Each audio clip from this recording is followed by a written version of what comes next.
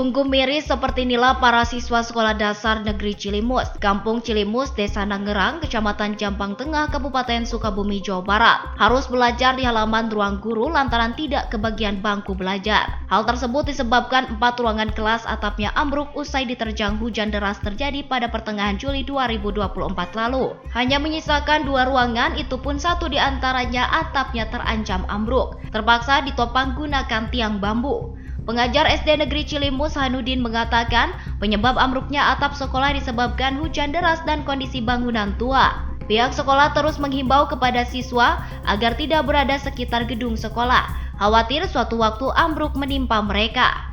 Agar proses belajar mengajar tetap berjalan dari 118 siswa dan 5 tenaga pengajar, sebagian gunakan ruang guru dan 1 ruangan kelas SMP Negeri 5 Jampang Tengah 1 atap. Itu pun kondisi atap gedung SMP bocor bila mana terjadi hujan.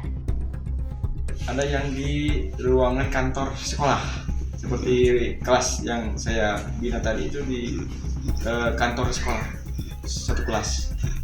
Apakah ada numpang belajar di kelas lain? Ada numpang di SMP 5, Satap. Masih bisa dipergunakan, cuman mencari yang tidak terjatuh sama air hujannya gitu. Paling kita menyediakan ember, mungkin itu untuk mengantisipasi becek di dalam. Pihak sekolah berharap kepada instansi terkait segeralah realisasikan pembangunan gedung sekolah agar kegiatan belajar mengajar berjalan normal.